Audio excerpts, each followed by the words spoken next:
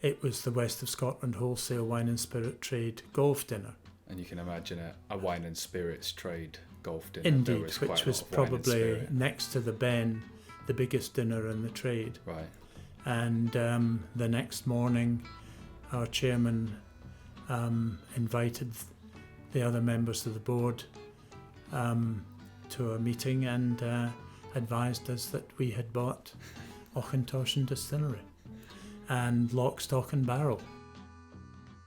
Welcome back to the Whisky Legends podcast, where I speak to my granddad Tim Morrison about how the industry has developed over the last 100 years.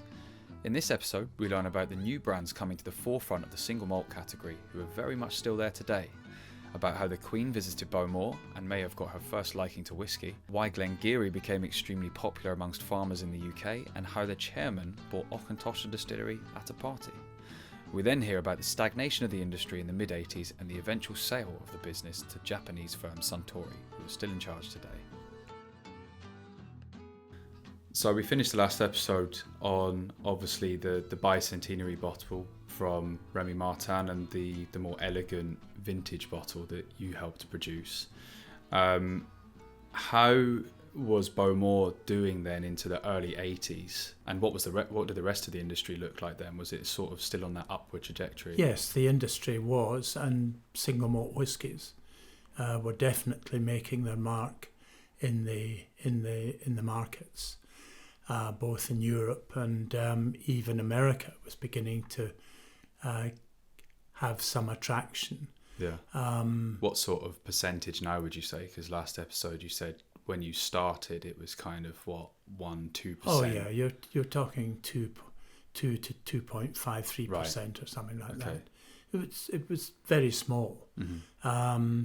But in terms of the volume relative to the size of the distilleries was quite high.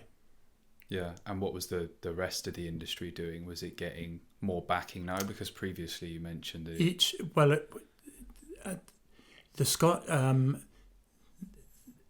what was happening was that the individual brands were primarily investing and promoting themselves. There wasn't an industry body. There was, of course, the Scotch Whisky Association, but that was more of an administrative organisation rather than a promotional operation. So you had Seagrams that were promoting Glenlivet and Glen Grant, and you had Highland Distilleries with Macallan, and then you had William Grant with Glenfiddich. So they were still the same ones as when we were talking about Yes. early 70s. Were there any, I guess by the early 80s, were there any other more independent whiskey distilleries now coming into the fold that weren't your Glenlivet, your Glenfiddich? And there were brands that were becoming evident,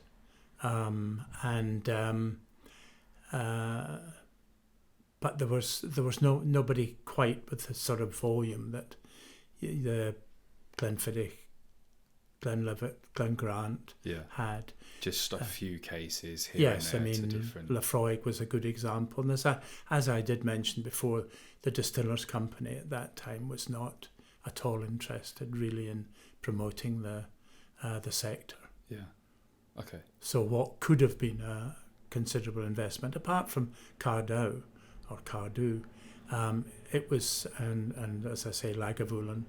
Macallan, were they? Oh, they were coming through very strong at that stage. And yes. were they still independent at that point? They were still independent, yes, and but I can't remember when they were taken over by Highland Distilleries.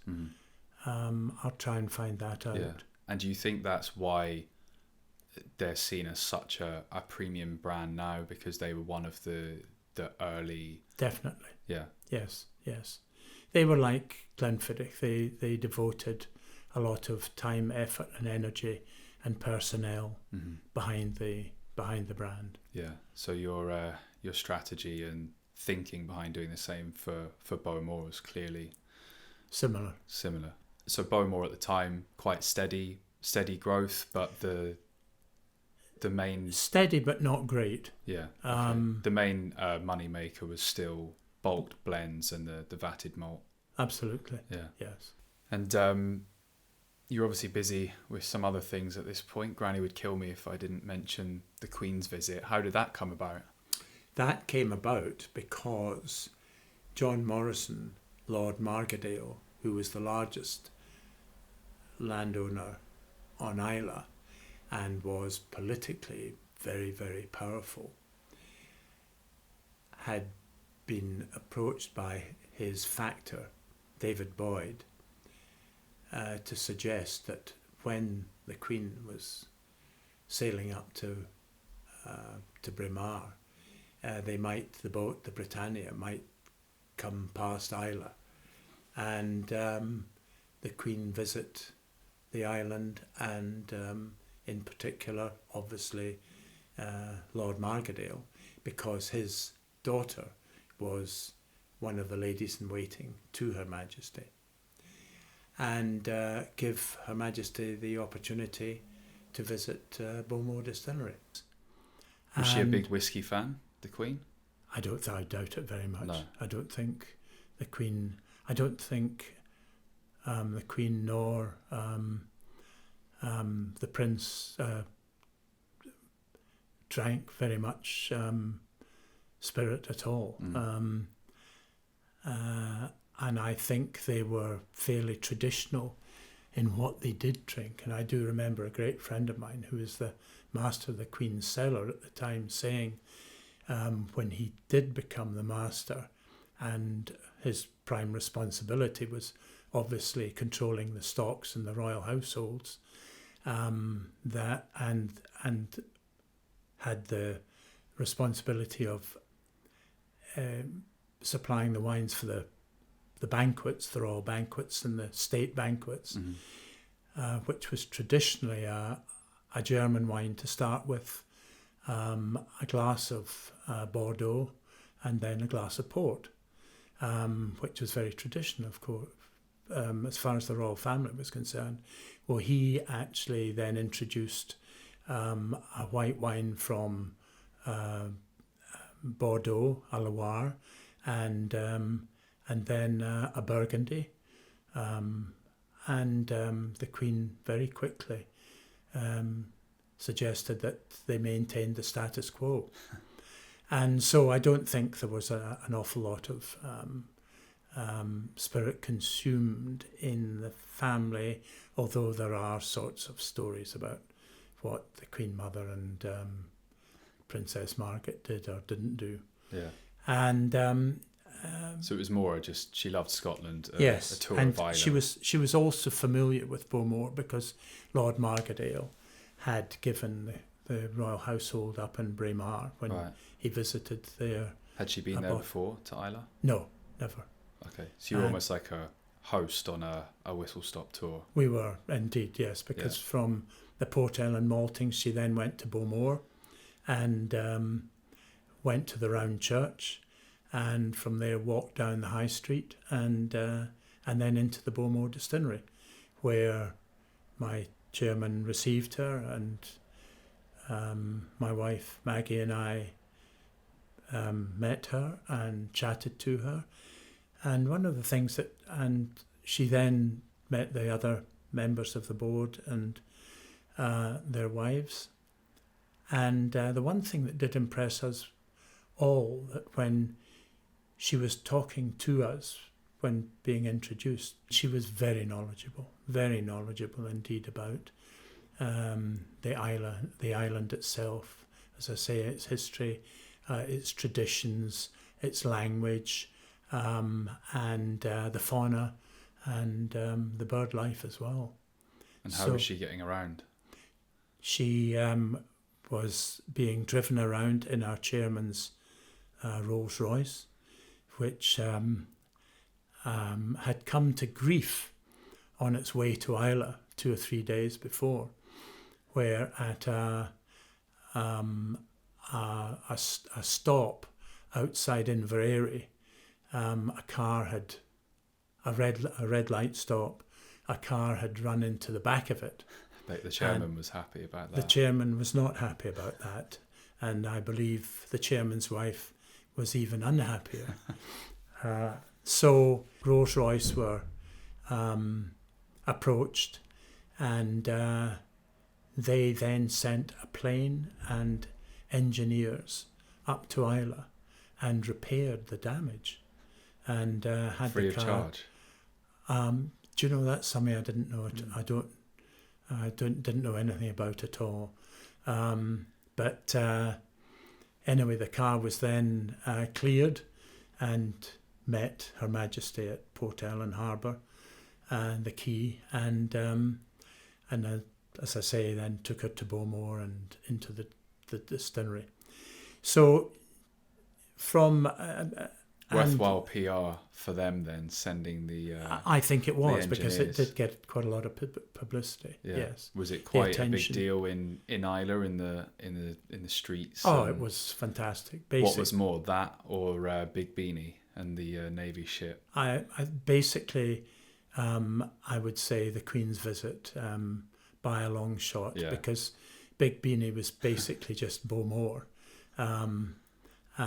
whereas Islay came to Bowmore or Port Ellen, and you had huge crowds lined the streets from the church down to the distillery.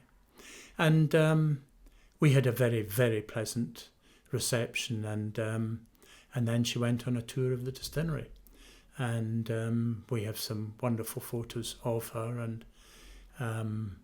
and the visit and who she met and who she spoke to, and then she left and went to Islay House and joined her. I think her mother and Princess Margaret were there, and then the Britannia was anchored in the Sound of Jura, and I have to say it is an abiding memory of mine and Maggie's of seeing this boat anchored there in the Sound with the backdrop of Jura, and the fabulous scenery and the characteristic paps of Jura in the background. It was just such a marvellous sight, and to then see it sail out and go up the Western Isles was something that obviously I will never ever forget. Yeah. It was just a day in our lives that, was just so incredibly special. Yeah. Incredibly special. That up there, top 5 days? Definitely. Yeah. Yeah.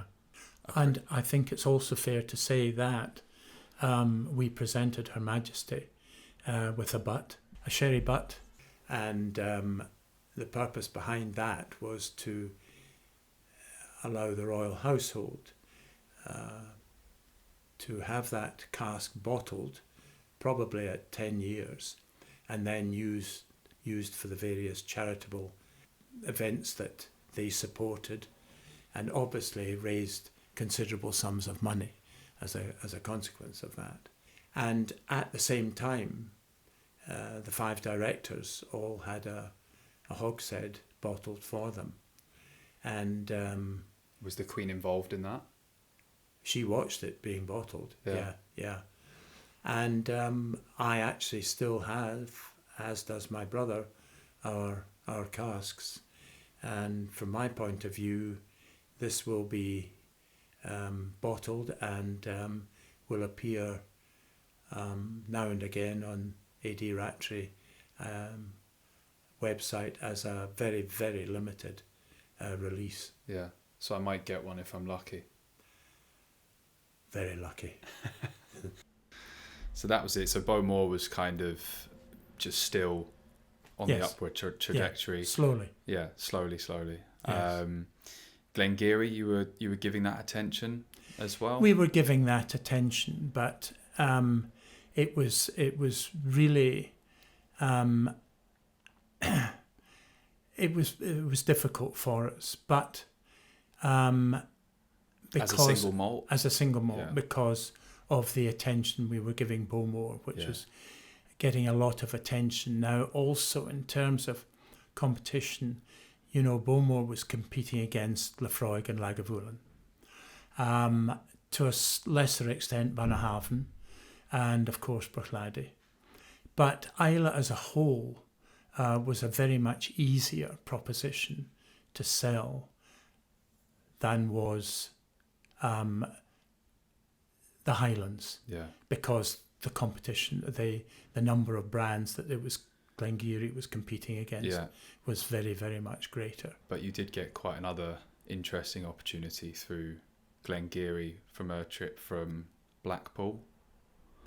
Oh yes, but that was a very interesting situation, and we've literally got to go way back to about 1973 or 74 when we were doing tastings around the country, and we met a gentleman who owned a pub in Aldermanbury on Severn, and he had in those days a very nice collection of malts. A very nice collection was probably about 7 or 8 malts, and of course he had been up to Speyside, and he was interested in malt whisky and Scotch whisky, and so he had a bar that had a lot of blended whiskies in them, in it, as well as, and had managed to pick up bottles of whisky as he had gone round Speyside. And he asked me after a tasting if there was any chance that we could perhaps bottle a whisky for him. And so we discussed it and thought that perhaps we could, and we bottled up Glen Garioch for him. And the whisky he called, and when we got the labels, we had a chortle over, and it was called Old Sheep Dip, and it was, the label depicted a farmer running a flock of sheep through a small river,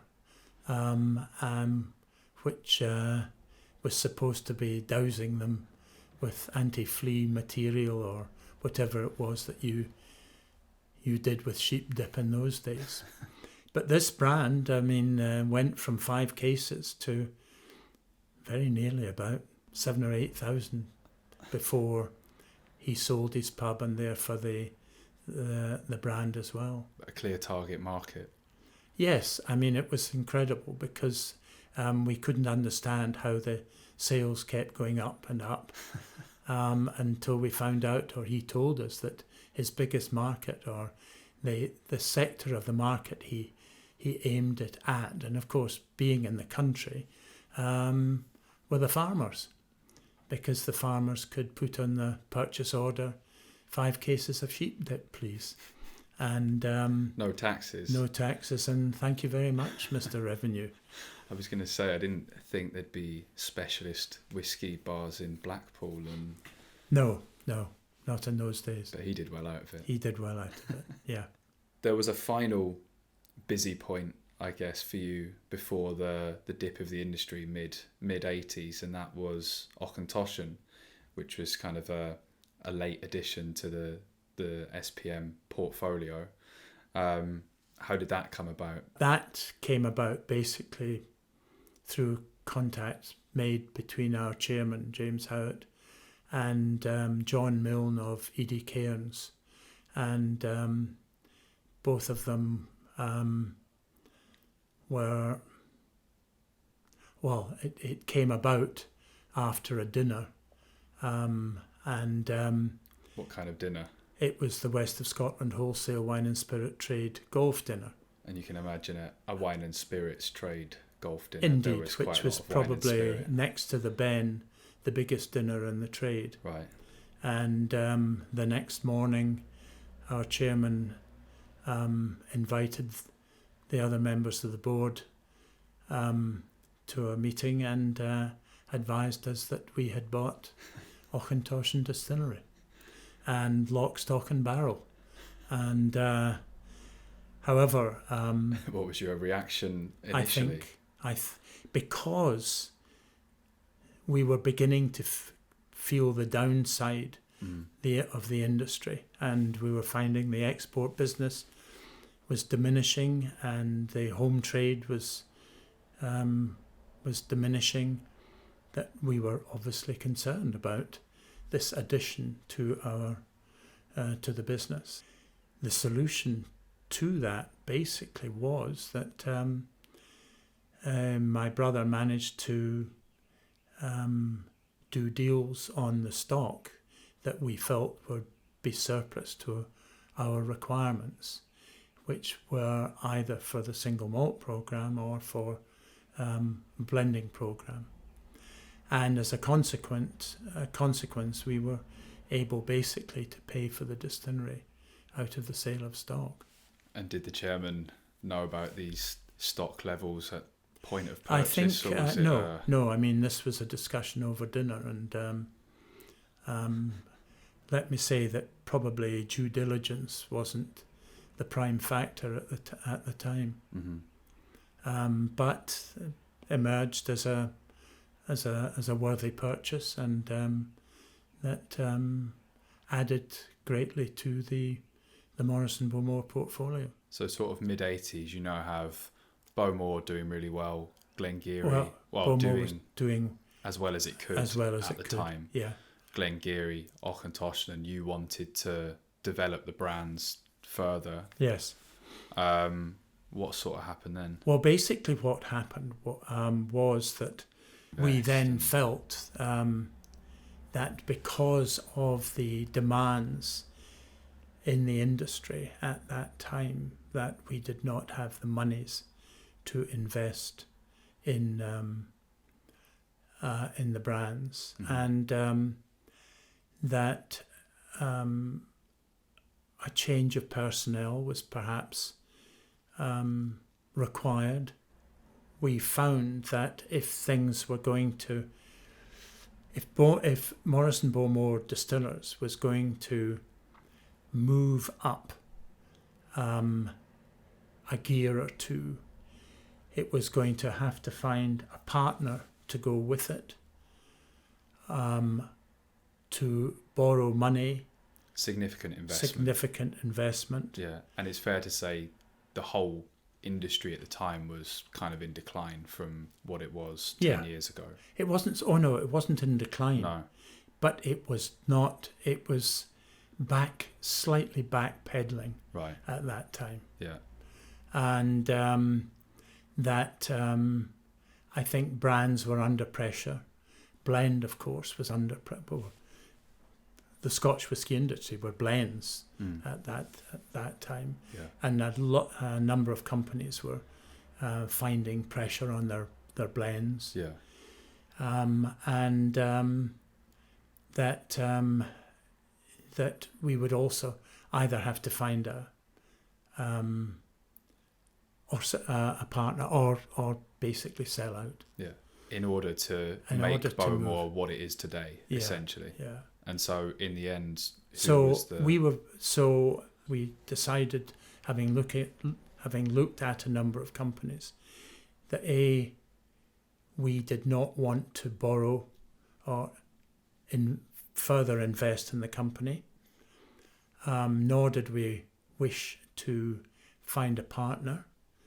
But what we felt we could do was find a partner that we would be happy with and selling out to. So we approached Suntory and discussed with them the possibilities of them taking Morrison Bowmore Distillers over. And they were, I'm pleased to say, keen on the idea, the concept. Yeah. And negotiations began, and two people I would say were instrumental in driving this forward. One was my brother, and the other was Jim Forbes, our finance director, who did a huge job in the admin of putting this deal together. Yeah. And we reached an agreement, and how did that come about? Because I imagine with people like that, it's more than just the financials, and you would have had to have a strong relationship. We and vice versa. We had a very strong family relationship with, and again, this with my brother and the Tory family, and that was instrumental in securing this deal. Not just this deal, but even actually beginning to discuss it. Yeah. Do you think it could have happened with anyone else at the time in the way that it happened? I think it would have been under entirely different circumstances. But however, the deal came to fruition, and in autumn '89, the deal was consummated, and I personally became a non-executive in the new company, and a number of people retired, and my brother became the non-executive. He became the deputy chairman. Suntory became the chairman, and then the new marketing and sales team were put in place, and that became an entirely new story. Yeah. And I guess, so that would have been, obviously, would you say 89? 89. So yes. when did single malt kind of, I don't know if it's overtaken blends, but when did it become the sought after whiskey brand like they are now? Probably not until about the 2000s. When obviously the volumes went up. Yeah. So through the 90s, is your brother and Suntory, are they putting more effort into developing a single malt brand? Is it still the other parts of the business? It's still very much the other parts of the business,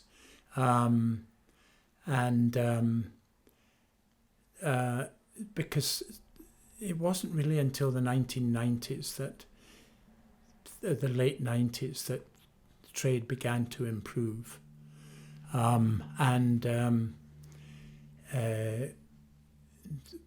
we continued to. This was considered important, the development of Bowmore. Yeah. Not Auchentoshen to a certain extent, but we were still primarily a bulk operating companies, a bulk objective company. And I think it was only really until about the mid-2000s, and we brought in a new MD, and he had a big influence with my brother on the new strategy in the company. Yeah. And that was to move away from bulk into developing the brands. And that included a blended whiskey as well. Yeah. But primarily the orientation for Morrison Bowmore then was to become a brand-orientated company. So mid-2000s, which is, funnily enough, kind of the time that you got back into the whiskey industry with A.D. Rattray. With A.D. Rattray, yes. Yeah. In the next episode, my granddad reflects on the industry through the 90s and early 2000s, where his attention turned to his wine business. We then hear about his re-entry with independent whiskey bottling business A.D. Rattray, building new brands in the modern age, and building the Clydeside distillery with my uncle, which is now in its 5th year of production. If you have any feedback or questions you'd like featured in future series, please leave them in the ratings or our YouTube and social channels, which you can find in the description.